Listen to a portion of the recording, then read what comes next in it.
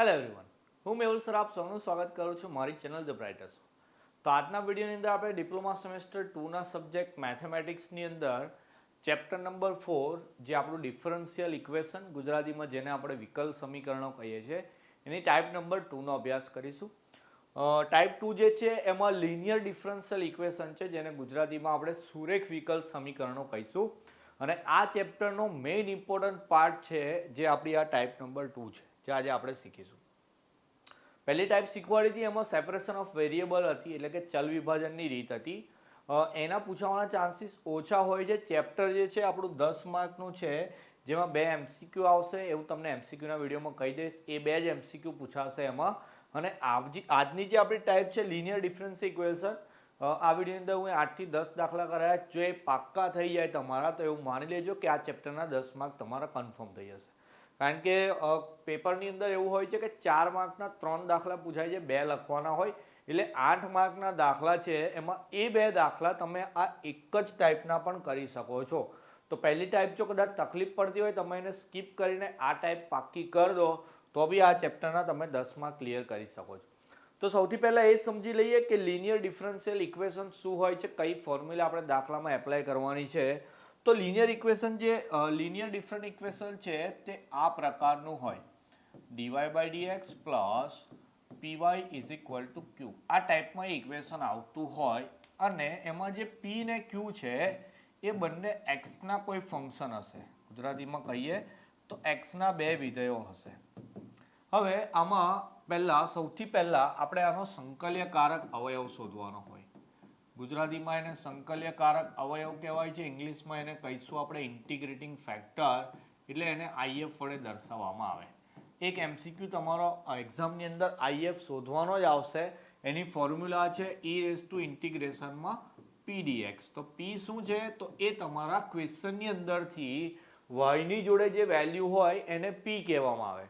તો e ની પાવરમાં તમે એનું ઇન્ટિગ્રેશન કરી દો તો તમને IF એટલે કે સંકલ્યકારક અવયવ મળી જાય. તો સૌથી પહેલા સંકલ્યકારક અવયવ શોધવાનો આવે. એના પછી આ જે ઇક્વેશન છે એનું સોલ્યુશન અથવા તો એને આપણે ગુજરાતીમાં ઉકેલ કહીએ.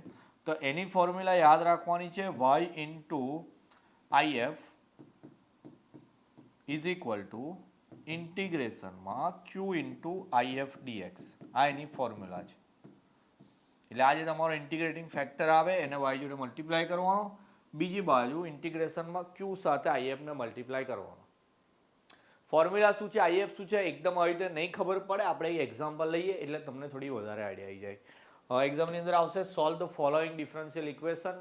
ક્વેશ્ચન લખ્યો હશે આ રીતે: dy by dx plus y by x is equal to 5 એવું આપેલું. તો સૌથી પહેલું સ્ટેપ આપશે એવી જ લખીશું અહીંયા કે dy by dx plus y by x is equal to 5 ને dy by dx plus py is equal to q સાથે સરખાવતા. એટલે comparing this equation to dy by dx plus py is equal to q. તો દેખો જરા, ધ્યાન આપજો. હવે અહીંયા કેવું છે કે y જોડે જે હોય એને p કહેવાય. તો અહીંયા આપણી પાસે y જોડે 1/x છે, નીચે x છે એટલે 1/x લખાશે. q બરાબર શું છે તો કે q ઇઝ ઇક્વલ ટુ શું આપેલું છે, 5 આપેલું છે. તો સૌથી પહેલા આપણે IF ફાઇન્ડ કરવાનું. હવે તો લખીશું સ્ટેપ. તો e રેઝ ટુ ઇન્ટિગ્રેશનમાં p dx લખવાનું છે is equal to e raise to integration કરવાનું છે 1/x નું. 1/x ની તો ફોર્મ્યુલા જ છે, 1/x નું થઈ જાય log x. આપણને એવું બી ખબર છે કે e log e 1 થઈ જાય તો આપણો IF શું આવશે, ખાલી x. તો ખાલી એકલો IF ફાઇન્ડ કરવાનું બી MCQ માં આવે. તો આ રીતનો ક્વેશ્ચન હોય એમાં IF ફાઇન્ડ કરો તો આટલું લખવાનું નહીં, રફમાં કરી દેવાનું, એને IF ફાઇન્ડ કરી લેવાનું. આપણે MCQ માં હું તમને બતાવીશ, જેટલા બી પૂછેલા એ જોઈ લઈશું. સ્ટેપ આપણે આવી રીતે કરીશું. પહેલા ઇક્વેશનને dy by dx plus py equal to q જોડે કમ્પેર કરવાનો, p ને q ની વેલ્યુ લખવાની, એના પરથી આપણે પહેલા IF ફાઇન્ડ કરી લેવાનો. પછી લખીશું આ રીતે સમીકરણનો ઉકેલ અથવા તો સોલ્યુશન ઓફ ધીસ ઇક્વેશન. ચલો ફોર્મ્યુલા લખું પહેલા. તો y into IF is equal to ઇન્ટિગ્રેશનમાં q ઇન્ટુ IF dx. ચલો વેલ્યુ પુટ કરીએ. અહીંયા y ઇન્ટુ IF ની વેલ્યુ કેટલી આવી હતી આપણી, x ઇઝ ઇક્વલ ટુ ઇન્ટિગ્રેશનમાં q ની વેલ્યુ છે 5 ઇન્ટુ IF ની વેલ્યુ છે x dx. ચલો 5 તો કોન્સ્ટન્ટ છે, એનું ઇન્ટિગ્રેશન ના થાય, x નું થઈ જશે. એક પાવર આપેલી છે એટલે પાવર વધે, પાવર નીચે આવે કોન્સ્ટન્ટ લગાવવાનો સી, તો આપણો આન્સર આવી ગયો આ xy is equal to 5x² plus C અથવા તો yx is equal to 5x² તો આપેલ સમીકરણનો ઉકેલ એવું લખી દેવાનું. Solution of given differential equation. તો આ રીતે એક્ઝામ્પલ કરવાનો. થોડીક વધારે ખબર પડે એના માટે બીજું એક એક્ઝામ્પલ જોઈ લઈએ, જેમાં આપ્યું છે dy/dx plus y tan x is equal to sec x આપેલું છે. ઓકે, ચાલો પહેલું સ્ટેપ તો આપણે એવું જ કરીશું, દરેક દાખલામાં એ રીતે લખવાનું છે કે dy/dx plus y tan x is equal to sec x ને dy/dx plus py is equal to q સાથે સરખાવતા. ચાલો, એટલે p ની વેલ્યુ મળી ગઈ મને અહીંયા tan x, q ની વેલ્યુ મળી ગઈ sec x. ઓકે, આ y જોડે જે છે એને p કહેવાય અને પેલી બાજુ જે હોય એને q કહેવાય. તો પહેલા આપણે if ફાઇન્ડ કરવાનો. તો e રેઝ ટુ ઇન્ટિગ્રેશનમાં p dx એવી ફોર્મ્યુલા છે. તો e રેઝ ટુ ઇન્ટિગ્રેશનમાં લખવાનું છે tan x dx. tan x ની ફોર્મ્યુલા હું તમને લખાવી હતી, જરા યાદ કરાવી દઉં. tan x એટલે એવું કહેવાય સાઇનના છેદમાં cos. અરે યાદ કરીએ ફરી. હવે અહીંયા છેદનું વિકર્ણ ઉપર છે પણ માઇનસ ખૂટે છે, તો તમે અહીંયા આગળ બહાર માઇનસ કરી દો તો આન્સર એવો આવશે log cos x. એમાં -1 છે ને ઉપર આપી દઈએ તો cos x નો વ્યસ્ત એટલે sec x થઈ જાય. તો tan x નું ઇન્ટિગ્રેશન આપણું આવે છે log mod sec x. Mode નહીં લખો ચાલશે. તો log sec x થઈ જાય. આમાં બી log e 1 થઈ જશે તો આપણો if શું મળશે? ખાલી sec x મળશે. ભાઈ ઇન્ટિગ્રેશનની ફોર્મ્યુલા આવડે તો જ આ ચેપ્ટર આવડે. પહેલી ટાઈપમાં બી આપણે એવું જોઈ લીધું. ચાલો, એના પછીનું જે સ્ટેપ હતું આપણે એઝ ઇટ ઇઝ લખીશું. રફમાં લખવાનું છે. ચાલો, પછી લખીશું કે સમીકરણનો ઉકેલ. પહેલા ફોર્મ્યુલા લખવાની y into if is equal to ઇન્ટિગ્રેશનમાં q ઇન્ટુ if dx. ચલો, વેલ્યુ પુટ કરી દઈએ. અહીંયા y ઇન્ટુ આપણો if આવ્યો તો sec x is equal to q ની જગ્યાએ sec x હતું અને if બી આપણો આવ્યો sec x. તો બે વખત એટલે કે sec² x લખાશે. sec² x નું ઇન્ટિગ્રેશન ખબર છે આપણને, ફોર્મ્યુલા લખાયેલી હતી, યાદ કરો જરા. તો આપણો આન્સર લખીશું આ રીતે y into sec x. sec² નું ઇન્ટિગ્રેશન થઈ જાય tan x અને કોન્સ્ટન્ટ લગાવો c, તો આપણું સોલ્યુશન મળી ગયું. બોલો, ક્લિયર છે? ખાલી ઇન્ટિગ્રેશનની થોડીક ફોર્મ્યુલા આવડે. આ ફોર્મ્યુલા અને આપણી if ની ફોર્મ્યુલા બે વસ્તુ ખાલી યાદ રાખવાની છે, તો 8 માર્ક તમારા પાક્કા થઈ જશે. ફરી એકવાર કહું છું, બે દાખલા આ ટાઈપના જ પૂછાશે. આમ તો 3 પૂછાશે, પણ 3માંથી 2 લખવાના, પણ 2 તો તમારી આ ટાઈપના હશે. આ વિડીયોમાં જે છે એમાંથી જ 2 હશે, તો પાક્કા કરી લેવાના. ચલો, ત્રીજો એક્ઝામ્પલ જોઈએ. dy/dx plus y/x is equal to e raise to x. અહીંયા બીજી બી એક વસ્તુ આપેલી છે. તો આપણે અત્યાર સુધી જે સોલ્યુશન ફાઇન્ડ કર્યું બે દાખલાની અંદર, એમાં કોન્સ્ટન્ટ આપણે લખતા હતા c. પણ આ દાખલાની અંદર એક કન્ડિશન આપી છે આપણને y of 0 is equal to 2. એનો મતલબ કે x ની વેલ્યુ 0 મૂકો તો y નો આન્સર 2 આવે. એનો મતલબ કે આપણે જે આન્સર લખીશું એ પર્ટિક્યુલર સોલ્યુશન હશે. ગુજરાતીમાં એને વિશિષ્ટ ઉકેલ કહેવાય, એટલે કે c નીકળી જશે. કંઈ નહીં, એટલું બધું દિમાગ નહીં લગાવતા. આપણે જે રીતે દાખલો ગણીએ છીએ એ રીતે લખીશું. પહેલા આ ઇક્વેશનને dy/dx plus py is equal to q સાથે સરખાવતા એ લાઈન લખવાની. હું નહીં લખતો. p ની વેલ્યુ મળશે આપણને 1/x, q ની વેલ્યુ મળશે પેલી બાજુ છે e રેઝ ટુ x. તો સૌથી પહેલા આપણે if ફાઇન્ડ કરીએ. તો if બરાબર લખું e રેઝ ટુ ઇન્ટિગ્રેશનમાં p dx, એટલે કે e raise two 1/x dx. 1/x નું થઈ જશે log x. તો આવું લખી દઈએ. e log e 1 થઈ જશે એટલે આપણો if મળી જશે x. પહેલા દાખલામાં બી સેમ જ હતું. ચલો, એના પછી આપણે એનો ઉકેલ ફાઇન્ડ કરીશું. તો ફોર્મ્યુલા લખીશ પહેલા y into if is equal to ઇન્ટિગ્રેશનમાં q into if dx. Okay, ચાલો વેલ્યુ પુટ કરી દઈએ. if આપણો આવ્યો તો x is equal to q ની વેલ્યુ હતી e રેઝ ટુ x અને if હતો x. હવે આ બંનેનું ઇન્ટિગ્રેશન આપણે uv વાળી ફોર્મ્યુલાથી કરીએ છીએ.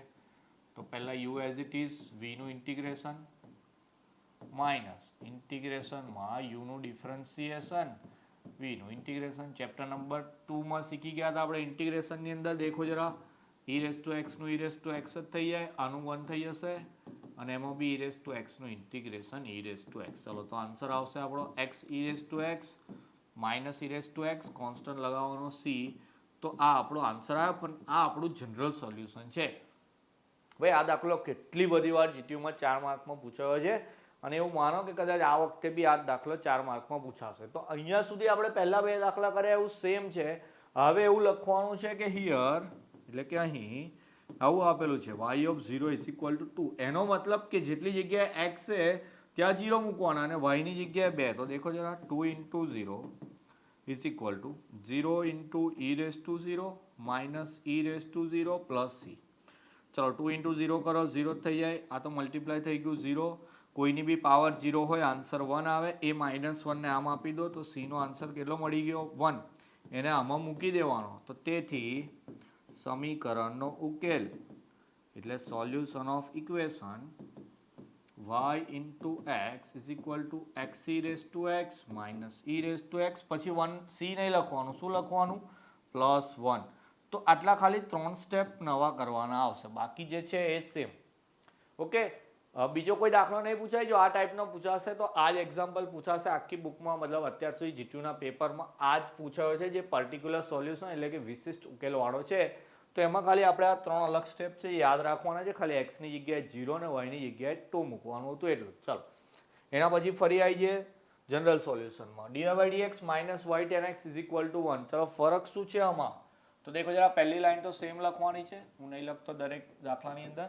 તો આમાં જે p ની વેલ્યુ છે એ કેટલી આવશે? tan x. પણ tan x નહીં આવે, -tan x આવશે. કારણ કે દેખો આગળ -p છે, જ્યારે આપણા ઇક્વેશનમાં શું હોય છે? +py હોય છે. તો પછી p ની જગ્યાએ -tan x લેવું પડશે q ની જગ્યાએ. તો આ બાજુ 1 જ આપેલું છે. તો ચાલો પહેલા if ફાઇન્ડ કરીએ. તો e raised to ઇન્ટિગ્રેશનમાં p dx, તો ફોર્મ્યુલા મૂકી દઈએ તો થશે -tan x dx. તો પછી માઇનસ ને જો હું બહાર રવા દઉં તો ઇન્ટિગ્રેશન tan x નું કરીએ તો અત્યારે લખાવ્યું હતું મેં તમને log sec x થઈ જાય. એમાં આ માઇનસ ને હું ઉપર આપી દઉં. દેખો જરા આવું લખું log sec x ની -1. તો આ e log e1 થઈ જશે. sec x ની -1 એટલે 1/sec એટલે શું થઈ જાય? cos થઈ જાય ભાઈ. ચલો આ if મળી ગયો આપણને. ખબર પડી?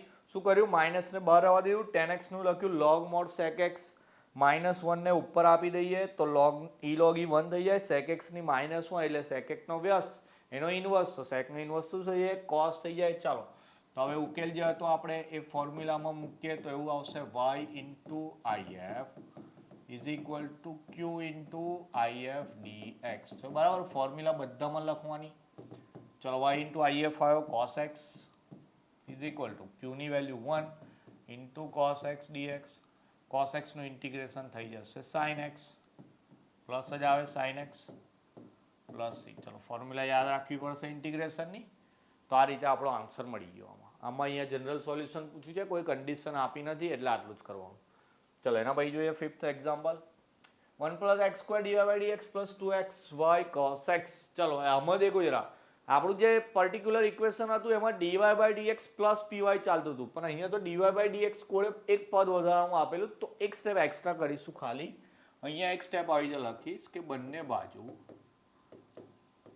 1 + x² વડે ભાગતા dividing by 1 + x² on the both side. ચલો એનાથી શું થશે દેખો જરા. જે ઇક્વેશન આપેલું છે એમાં હું દરેકને 1 + x² થી ડિવાઈડ કરી દઉં છું. 1 + x² થી ડિવાઈડ કરી દઉં છું. ચલો એટલે આનાથી થયું શું? તો કે અહીંયા જે આ dy/dx જોડે જે પદ હતું એ નીકળી ગયું. તો હવે મેં ઇક્વેશન લખું. જો જરા dy/dx + 2x/1 + x² into y અલગ લખ્યો કેમ એ બી કહી દઈશ તમને.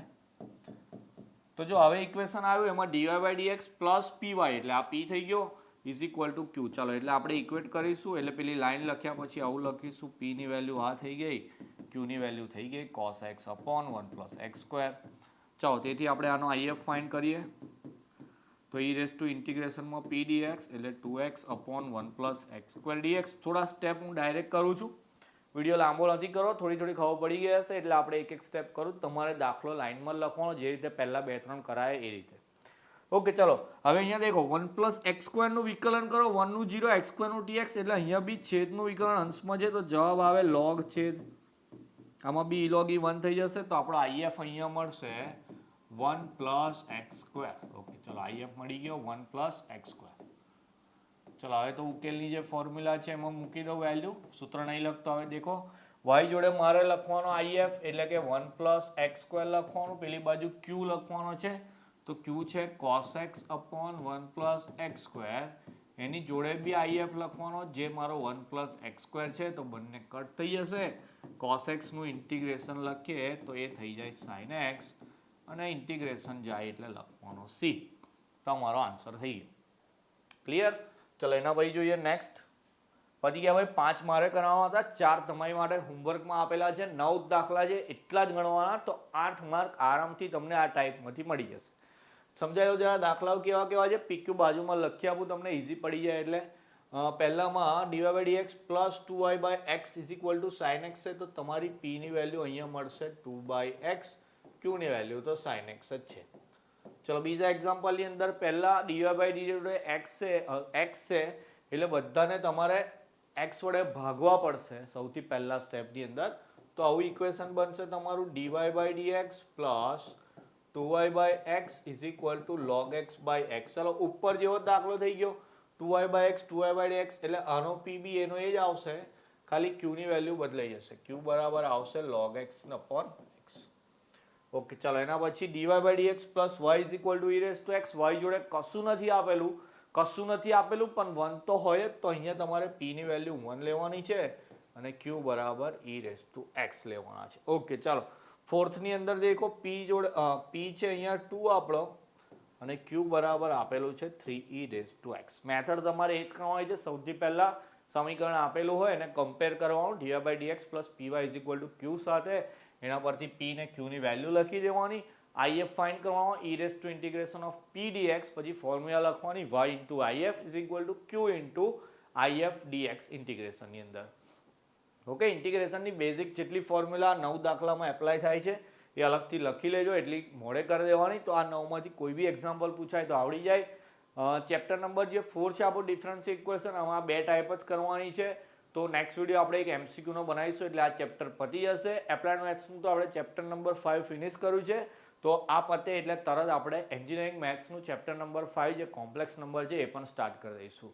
તો મેથ્સની અંદર આપણે 4 ચેપ્ટર ફિનિશ કર્યા એટલે ખાસું એવું આપણે સિલેબસ ઓવર કરી દીધો, તો તમારે એટલી તૈયારી કરી દેવાની. કોઈ બી ટોપિકમાં હજુ બી ક્વેરી હોય તો કોમેન્ટ સેક્શનમાં લખો, હવે તો ટેલિગ્રામ પર તમે મેસેજ કરી શકો. ટેલિગ્રામની લિંક ડિસ્ક્રિપ્શનમાં છે, ના જોઈન થયા હોય ત્યાંથી જોઈન થઈ જવાનું છે.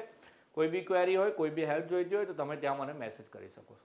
તો આટલું તૈયાર કરી દેવાનું. હોમવર્કના દાખલા જે રીતે કીધું છે ફોટા પાડીને ટેલિગ્રામ પર મોકલી આપજો. જેટલું બી કહું છું એટલું બરાબર તૈયાર કરવાનું, પોતાનું ધ્યાન રાખવાનું. જય હિન્દ, જય ભારત.